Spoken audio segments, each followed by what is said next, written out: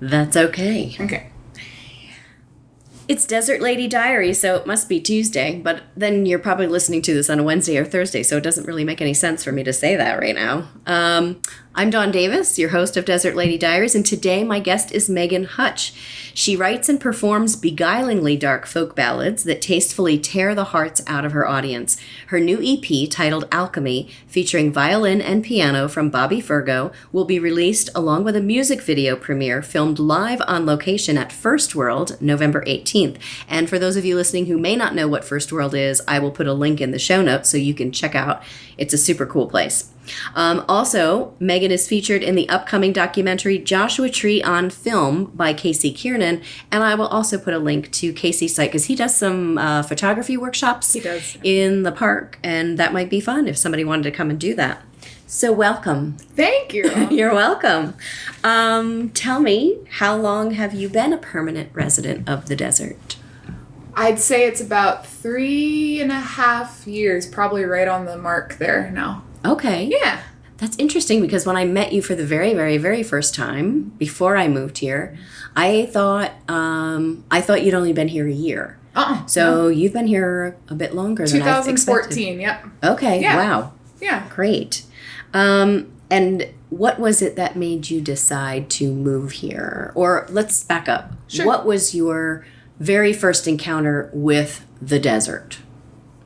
The very first encounter with the desert was when I pulled up and moved here. Wow. So yeah, I had no idea about the town, anything, the community, none of it. Everything was a total surprise.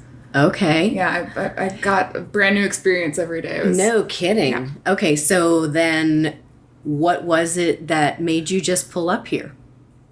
That's a very long story. I'll try and short form it for you. Okay, Reader's Digest. Yeah, exactly. The Cliffnotes. I've been kind of rolling around, rambling around the country for a while now, and nothing seemed to work out. Everywhere I went, it was great for a few months to a year. I think the most I spent was a couple years besides my hometown of Cincinnati. I would go back in the interim and hang out there for months.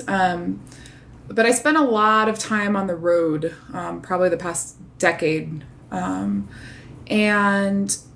I was in a pretty interesting, dark spot in my life. And a couple I kind of trusted as my spirit guides. They were my spirit guides. It was really a profound experience with them. Mentioned to me just out of nowhere, have you ever been to Joshua Tree? Mm-hmm. I think you would really fit in well there. Oh, wow. And I literally just took their word for it. I knew I never, I hadn't done the desert climate before, and right. I knew nothing about it, and that's kind of my style, is just go and check it out. I enjoy knowing nothing about... No preconceived ideas. Thank you. Yeah, yeah. And I mean, it took me in instantly. The second I walked out of my truck. Wow. Yeah, it's I'm blessed. Yeah. Yeah. No, it's an amazing place. Yeah. Yeah, and I've told you my experience. Yeah, we had a great first encounter. Yeah, we did. Mm-hmm. She basically encouraged me to move here, and then I did. And a couple months later, I was going into the Grateful Desert saying, hey, remember that girl that was in the store crying that she didn't know what to do and everything? Yeah. So that's really great. So once you got here, you pull into town, you don't know anybody or anything. How did you go about settling in, finding a place to live, and how did that all pan out? This minute I got out of my truck to relieve myself from being on the road for however many hours, I walked into Crossroads, and Gabriella Faro was working, and I was living out of my truck at the time, and I had a little bedroom set up, and I promised her I would come back in to order something, but let me just, go watch the sunset. I just moved to town, and it's the Joshua Tree sunset. So I'm sitting on the back of the bed of my truck, and she sits down with me, and I just asked if she knew a safe space to park for the night, and kind of let her know my situation, and she offered, for me to come over and stay. Well, you couldn't have found a better person to start out with. Yeah, she really... her and Amanda Davis were my number ones and still are here. My girls. Right. But yeah, I went down to Palm Springs to look for work after not finding any at every establishment in Joshua Tree. And it is a difficult place to just find a job. Yeah. You gotta think outside the box a little bit, which is great. So I was in Palm Springs for a week first before finding work there, and I did the commute for a little bit and found a lovely little trailer on the north side, and I'm set. I've been there for 3 years now. Wow. Yeah. That's great. Yeah.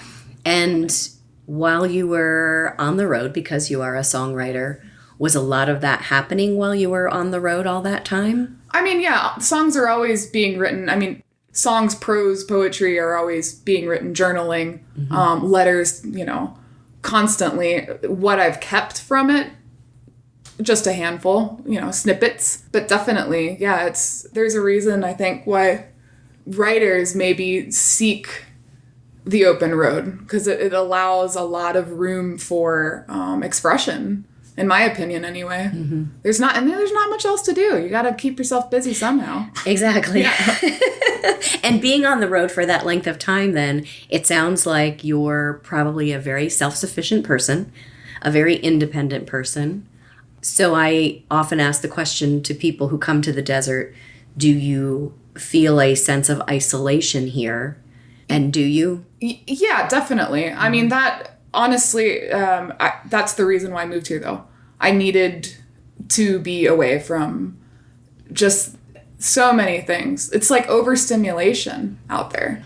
Yeah, I mean, being a young adult, my life was taking so many different paths, and I did not know which one to pick. And so I kind of realized that I needed to pick the original path and find out, what I am, who I am, what I want, where I want to go, instead of what I think I should be doing, if that makes sense. Right. And yeah, the first summer here was incredibly lonely. I mean, I had my girlies, but I didn't know them very well. I didn't want to pester them all the time to hang out, and so I spent a lot of time alone. Yeah, and did just that. I got what I asked for sure. It was a really transformative experience, especially in that little trailer. Just oof. Well, it's just you. It's just me, yeah. And your thoughts. And it's been just me for many years, so it's not like I'm not used to that, but... Right. Well, and some people prefer it. I love it. Really. It's nice. I mean, there's a part of me that really enjoys just being here alone in my space in the quiet, and I very rarely even have any music on. Every once in a while, if I need to get inspired to clean or something, I'm like, I need to put something on to really pump myself up. But for the most part, it's in silence, and it's a pretty easy thing to find here. Well, I enjoy the company of others immensely, and I think it's really important to have that. And again, I'm blessed for that, but it's so important to be able to be silent with another person. Right. I mean, that's a true bond when you can be perfectly comfortable. Not trying to fill the spaces. Totally. Mm-hmm. Yeah. Well, let's not do that right here, because people are listening. To talk. Right. But I'm sure that we could do it. So I think we've kind of covered that when you arrived, you didn't know anybody, and then you started to develop a community of people beyond Gabby and Amanda. Sure, yeah. How did you start to come into your musical community? So you were by yourself for quite a while in the trailer and maybe writing some things, and then there must have been a decision to say, I need to go out and start meeting musicians, or I need to go out and start playing my music. How did that happen for you? Well, it was certainly a very daunting process.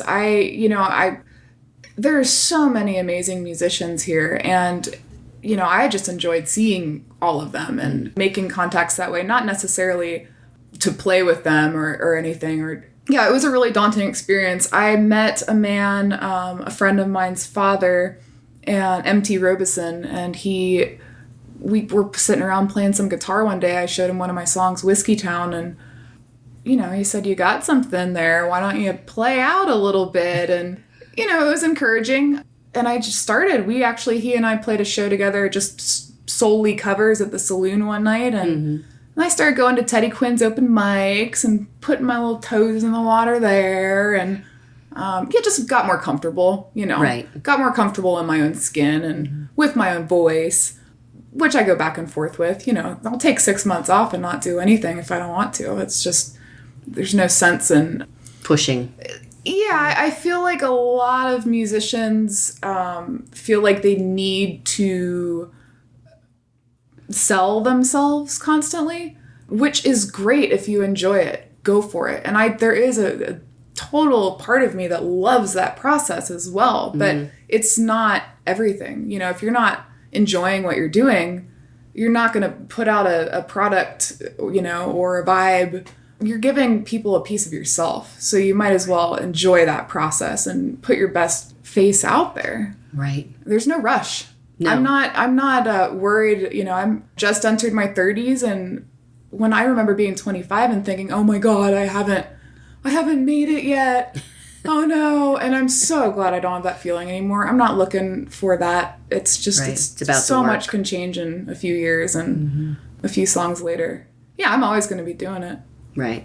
Yeah. Well, and I think it's important too, when you are aware that things are a little busy or a little overwhelming, that people have the self-awareness to say, this is too much. I need to pull back a little bit and regroup, because I'm not good to anybody or myself if I just keep pushing myself in this direction. Yeah, well, that's really difficult to do when you've been taught, at a young age to constantly, aim for this successful life, and you've got to work really hard. And it's a bunch of BS. It's just not true. No. And it breeds a lot of unhappy people. Exactly. There are a lot of unhappy people. Oh man, I was one of them for a long time. Telling myself that I was, working 80 hours a week is commendable. And it's crazy town. Yeah. Right. Oh, gosh. So it was open mics, and that's how you kind of found your community. Now, I notice I've seen you play out a number of times. Do you have like a band that you count on a regular basis? Do you have some guys that just come and play with you? If you're playing acoustically, I've seen you with a full band with a drummer and a bass and a backup singer and the whole schmeal. How do you decide, is it based on what the venue is or who you can find? How does that all come together? Well, yeah, I've definitely always tried to play for the venue. If it's a coffee shop, keep it simple and small, either myself or maybe one other person. Bigger gigs, I like to have a bigger sound for sure. It's just the energy. And yeah, it depends on the season, really. Like who's interested, who's expressing interest. I don't really actively seek out musicians to play with unless, I'm in a pinch for recording or something. I've been playing solo for so long. I can finally say I'm totally comfy on stage all alone, even if it is for a large crowd. Yeah, so right now we're kind of in rotation. I've got this release coming out, and I'm still twiddling my thumbs thinking, just kind of letting things happen. And organically. Yeah, exactly. Not really try and push anything. Bobby's been great. He's really, he's turning into a friend. It's not just a musical partnership. Right. He's got my back and I got his, and he wants to go for it with me. And and his contribution adds a so lot much. to the music. How did you meet him? Was it at open mic somewhere? No, someone had told him about me, I think. And I was preparing for the Joshua Tree Music Festival in 2016. Yeah, and someone had told him about me. I guess he listened to the EP, the Desert Rain EP, and expressed interest, and we hooked up. We had a little practice together and exchanged, our history and projected what we desired out of the future, and it worked immediately. Yeah, it worked immediately. It definitely works. It's a great sound when you guys are together. Love it. And I love hanging out with him. He's a goofball. When you're not playing out, what are you doing with some of your time here? Well, trying to remain balanced, like we were talking about before, not running a million miles an hour, but that's hard. I do skincare, and that's just another huge blessing in my life. I was a chef for a really long time, and now I didn't know that. Yeah, in the restaurant industry, moving from that to personal wellness industry is like night and day. So yeah, I just started my business, The Pointed Pearl. It's going really well, and I'm going to be entering in a new space soon, and I've got got some tricks up my sleeve for that endeavor. But, I like sitting around in my backyard.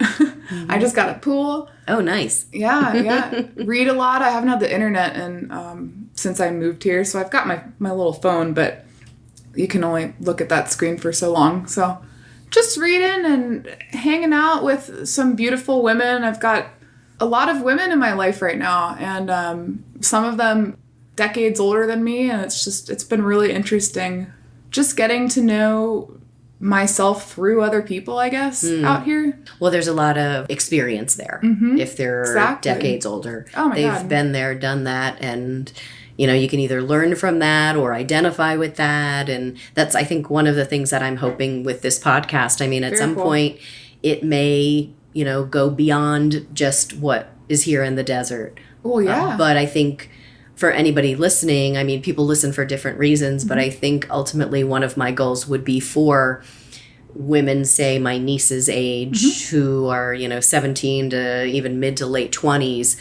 getting direction and understanding that it's not like an A to B proposition. Yeah, never. It's very circuitous. Is that a good? That's a big Sunday word, and it's not even Sunday.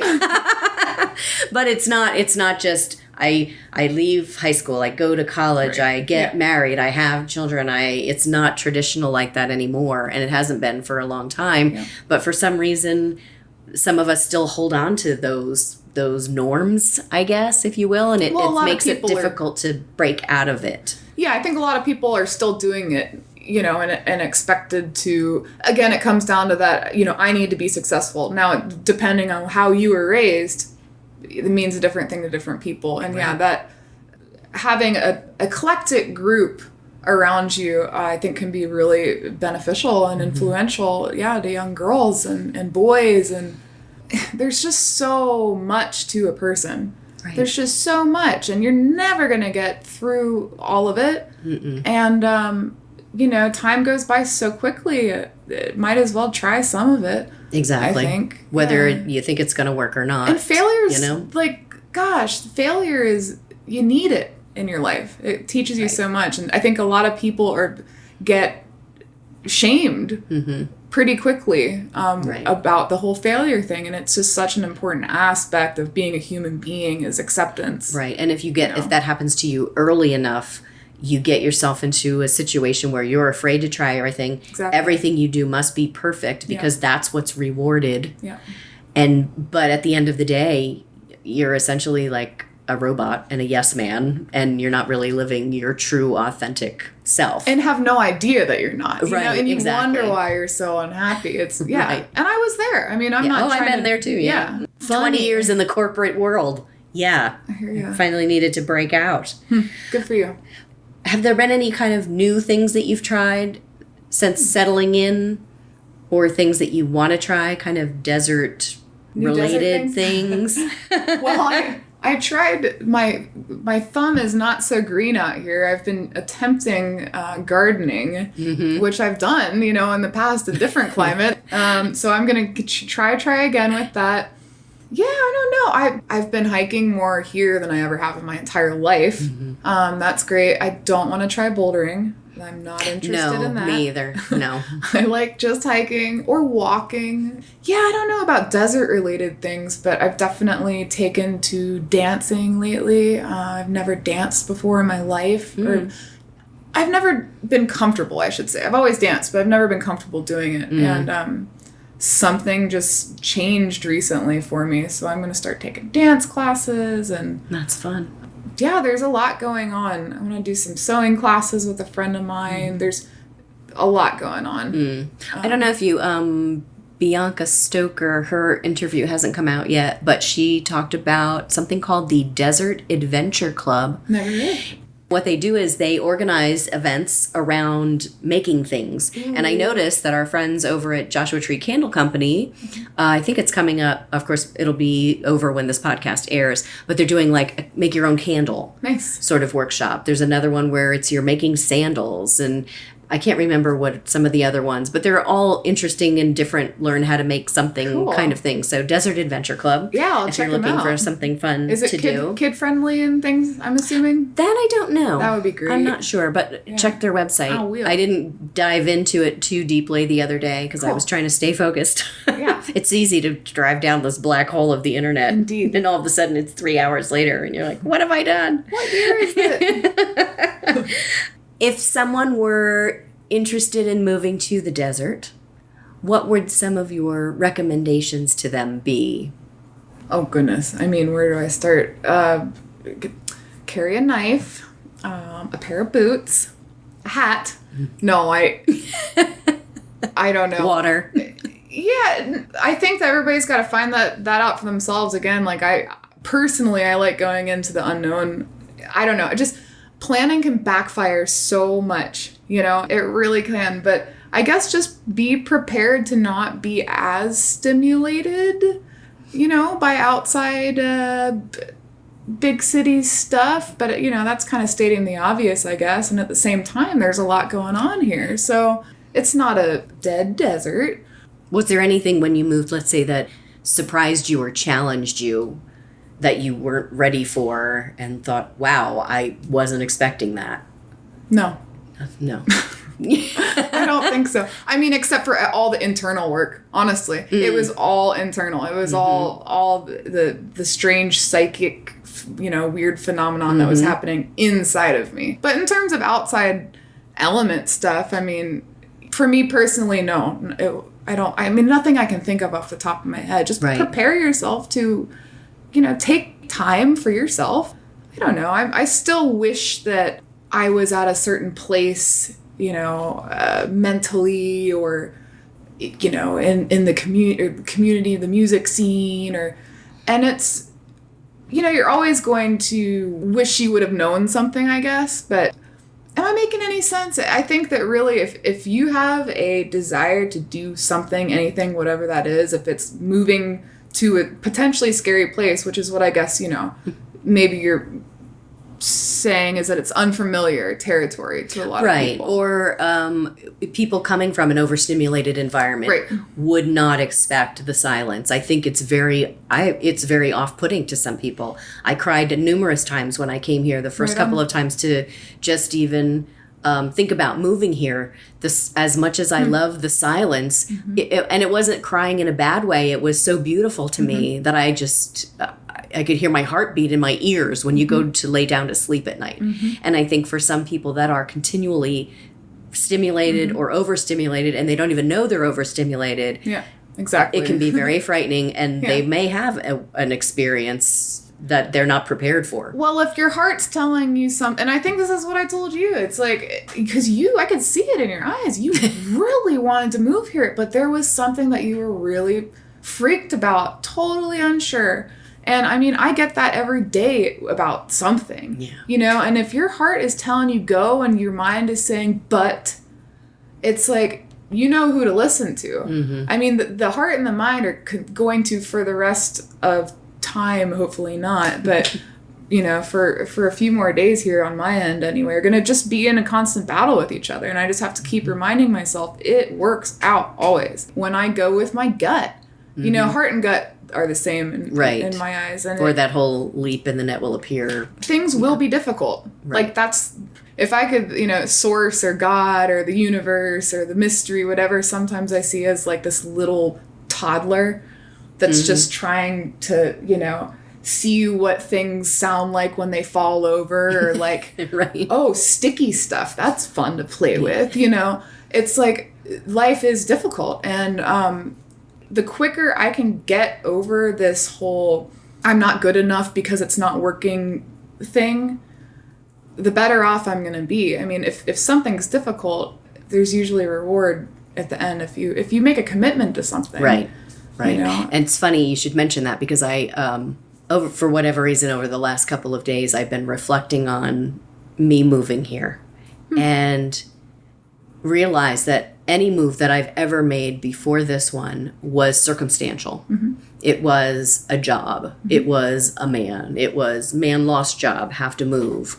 I'd say this one was the I want to go here. Right. And that was enough. Yeah. Or that had to be enough because it was pulling me that hard. Yeah. So, and you don't even necessarily know exactly why it is. And that's when you yeah. know that you're... I mean, from my experience, I'm not saying for everybody, but, you know, you're not always going to know why you're supposed to be somewhere. And that's one of the things that I said to myself when I first got that whole sensation and that feeling, that I felt open. I don't know why I'm coming here. I don't know why, but there's a reason, and I'm open to whatever that might be. Yeah. And I think that you're right. That's the best approach to take, and as scary as it can be, you know, to have that confidence in yourself that I'm feeling this for a reason. So let's see it through and have that courage, if you will, to just go and see it through. Yeah. Yeah, it's important. It takes a lot of courage. Yeah. God. So now that you're here for 3.5 years, do you think that you have found this to be then a place that you will stay? Oh my gosh. I never want to say anything for sure, you know, in the future. There's a huge chance that I could just be gone tomorrow if you know, the opportunity presents itself, but I don't see that happening. You know, I love it here. Yeah. Yeah, I don't see myself leaving anytime soon. Yeah. But I'm open to it. You know, I don't know what my future holds. I don't know if just because I want to be here and want to be doing my daily, you know, routine and want to be doing this music again. Yeah, I want to be open to when my heart calls again. But yeah, it's hanging out here for a while, it seems. Definitely. Well, speaking of the music, so this Alchemy, how's that all going? Oh, it's great. Yeah, it's going. No, where really, are you in the process? It's been so much fun. We're almost finished recording. We're just kind of putting together the bells and whistles on things. It's a 5-song EP. I'm doing things small, and yeah, it's been a really fun process. I'm recording at 2 different studios. One is High Lonesome up here in Joshua Tree, and the other is Red Barn Recorders in Morongo Valley. And yeah, we're doing 2.5 and 2.5, it seems. No, 3 and 2. But it's taken on a life of its own. It's really fun. It's been really fun. I can't wait for the release. I can't wait to hear it all together, and I can't wait for, you know, I'm excited. Well, I really enjoy it. I've never had a baby, but it sounds like having a baby. In a way, I guess. Yeah, maybe. Yeah, I've never had a baby either, so except for my little dog. But, there you go. Yeah. But you didn't actually birth it. Hey, you don't know. Well, I don't know. Maybe you did. I don't know. Stranger things have happened, I guess, out here in the desert. You have a little piece of that for us to hear? I do. Yeah. Okay, great. Check it out. Well, let's go ahead and take a listen to it, and we'll come back on the flip side, as they say on the radio. Woot woot.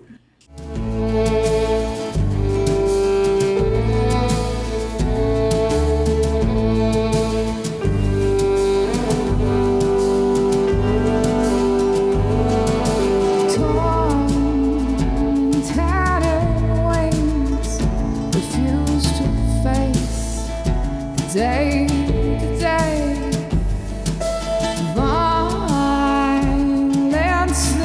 graced, this fever is an endless train.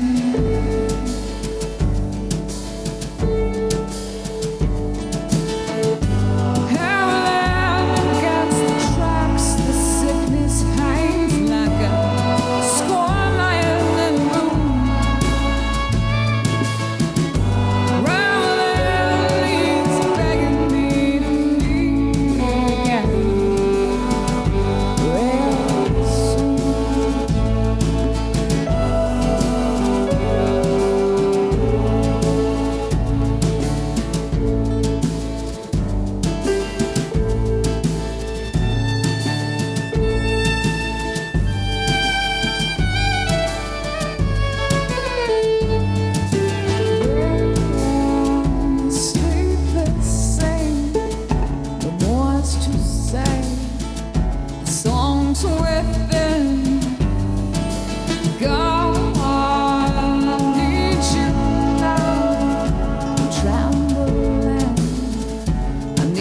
Some help,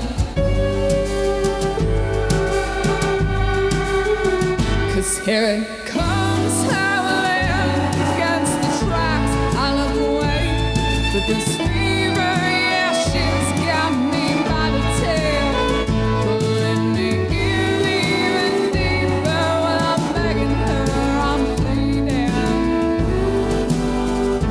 by the rails. Leave me by my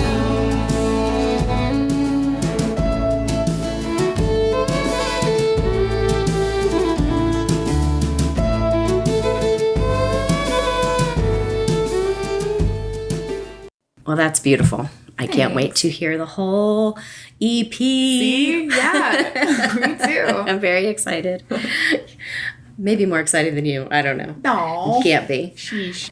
Okay, so we did talk about me starting this podcast for various reasons, and one of them being to kind of give young girls an idea of where they can go and what they can do and what they can be. And are you open to answering a question from my 17-year-old niece? Oh my gosh, totally. Okay, just pull one out of the Emily's this is jar. fun. Did I pick the right one? I don't know. Oh, I have two. We'll find out. Oh, no, I don't. No. Just one. Okay. Okay. And if you would read the question so everybody can hear it. Whew. What are some good ways to deal with stress when you have so much to do? Yeah. I mean, I guess, is this asking to deal with the stress of the so much to do? Kind of sounds like it to me. Sounds like it. Great question. I struggle with this one on a daily basis. Or not struggle, but have to remind myself that there are some great ways to deal with stress when you have so much to do. First and foremost, I have to remind myself that it is not as important as you think it is. I mean, it really isn't. And the second that you remember that, then you can start game planning. All right, cool. If it's, the more energy you put into something, it's like, it can kind of backfire in a way. I really like to I don't want to sound like I don't try to do something that I want to accomplish. I think if you make a commitment to yourself, you should really follow through with it if you're capable of getting that done. However, it's not always, and it usually isn't, in your control the way that it will get done. So when you have so much to do, maybe I would start with making a list of all the things to do. Prioritizing is something that has helped me in the past. And I got that advice from one of the women that's, decades older than me. Thank gosh, somebody finally told me, prioritize. Or put it on a list and pick 3. Well, that's what she said. Is write your list, find the one, see what you can get done today. Yeah, exactly. 2 or 3. That whole list is not going to get done. Well, and sometimes for me, it's, especially if work is on the list, because that's going to pay my rent and things like that. Yeah. So before I start looking for other work, I need to get the work done that I have, send out the invoice, and then move on to the next thing. Well, I think something that's helped me in the past that I've never used in my life as well until recently is asking for guidance. My brain voice and my heart voice I talked about earlier. And I really, really try and ask my gut and my instinct, my intuition for help constantly. Because I don't know how it's going to get done. There is a lot to do, and it can be very stressful. But the more stress you get, deep breathing exercises, there's a million of them on YouTube. Just any kind of music that'll slow you down, and remembering that taking a break is not being lazy. No. Procrastinating, that's another thing. Right. Scrolling through Facebook for 45 minutes is not. Oh my God. Right. It's useless and addictive. I think it's highly addictive too. Yes. So, but right. I'm an addict sometimes. Yeah. And I mean, in the grand scheme of things, if you think, can I just take 15 minutes to sit down and close my eyes? It's hard. And breathe. Hard. Yeah. Difficult to do. Yeah. I mean, when I worked at the bank, sometimes I'd go to the restroom because I just couldn't hold it anymore.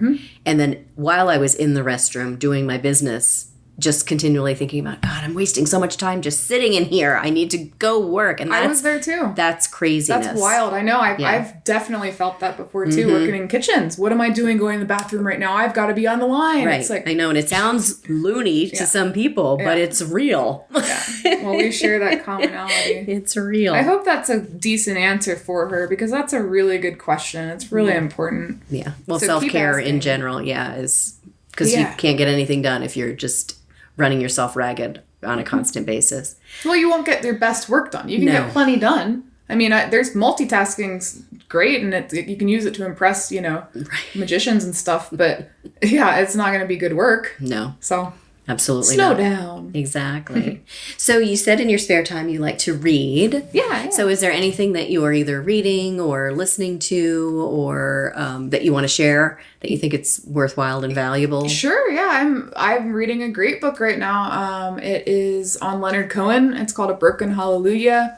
Leibovitz, I think, is the author, and he is amazing. He's just really fun. It's a fun read, and it's not really a typical biography. There's a lot of personal journal entries and things from Leonard Cohen, and Bobby played with him for many years, and I just realized I know some Cohen songs, sure, of course, but Right. I don't know anything about him, and it turns out I really dig this guy. I mean, he's pretty cool. I think, maybe we're similar in a few ways, and I've been reading mindfulness on and off. I have that by my bed all the time, and it's a go-to. Joseph Goldstein. It's a great book. I love Refugee Recovery is an amazing book for anybody that wants to stop drinking so much. I think that's a great book. Gosh, yeah.